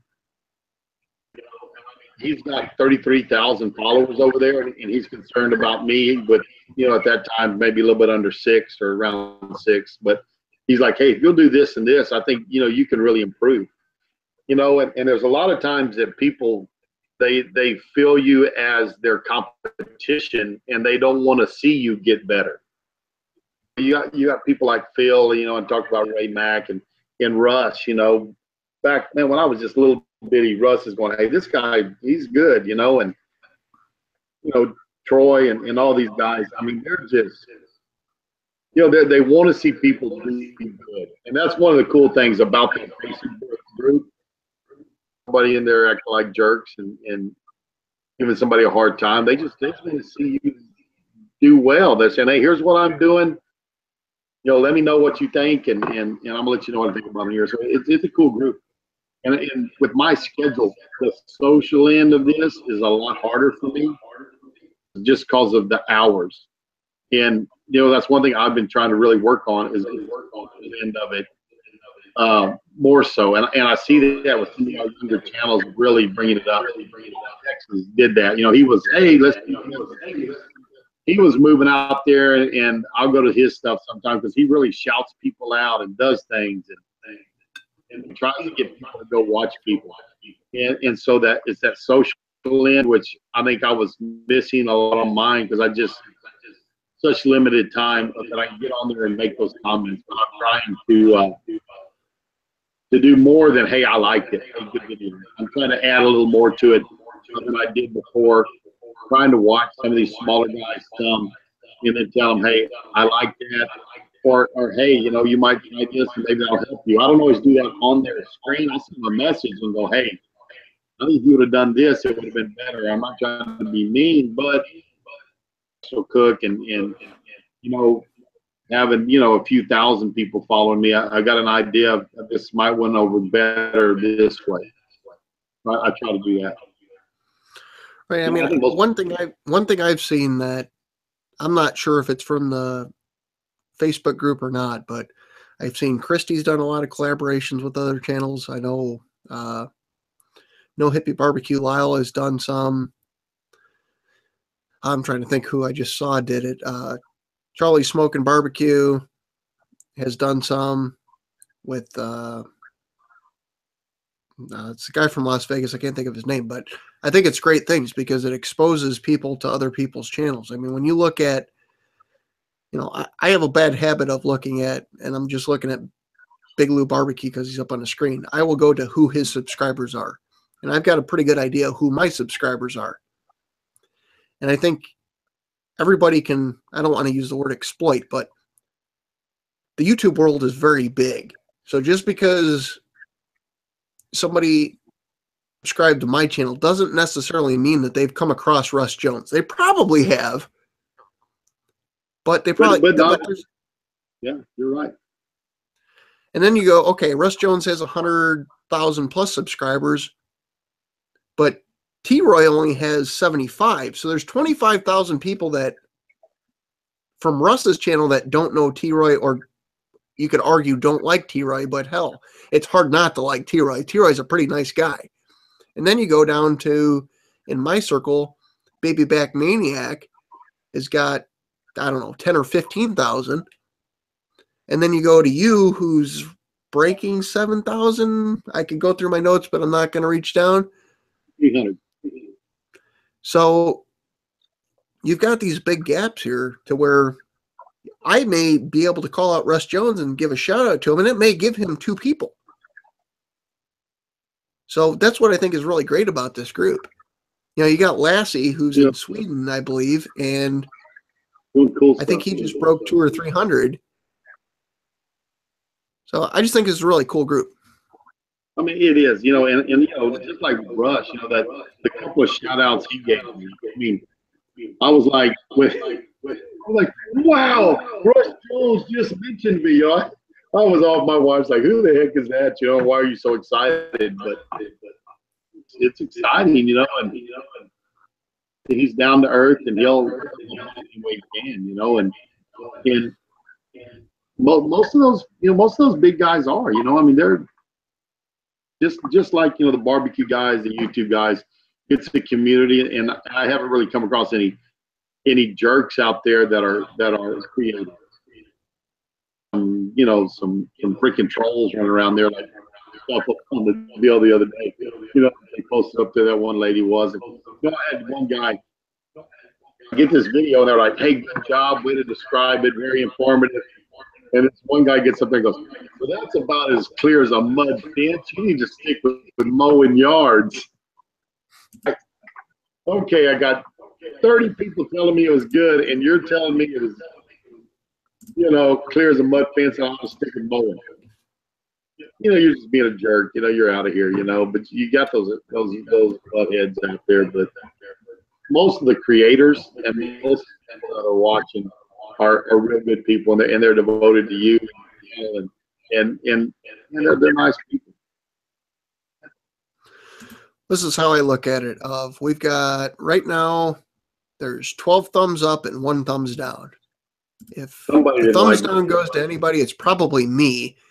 But if you look at all the comments in the comment field, I've not heard anybody say Nichol or Hobo Nichol, shut up, or Chef John, you're doing a bad job. So there's somebody that trolled across here and decided he's going to put a bad thing on here. And that, you know, you've got to get some pride when you're doing this. You can't let those people bother you, because you got to realize they're unhappy people, and they're wanting they are. And so right. you cannot let that bother you. You know, you just have to realize that there's jerks in this world, and you know, you do your best, and some people ain't gonna like it, you know, and that's understandable. As long as someone's not rude and crude, usually I'll leave their stuff up. Now if they're just obnoxious, then I'll take it down and get rid of it. They just want you to be right. Well, I'm going to call this an end. Johnny, thanks for coming on. Everybody who's watched, thanks for viewing. We've got a new record here. We've got 1 scorpion. If anybody wants to show up on here and have 2 scorpions show up, you can. Ori had the record for the most views. I think it was 130 after it was done. I will check the Facebook group, but we'll see when we hit the end button here where we ended up. But thanks for tuning in. Johnny, stay on for a moment, and we're going to call that a wrap as soon as I hit the stop broadcast button. Thanks, everybody.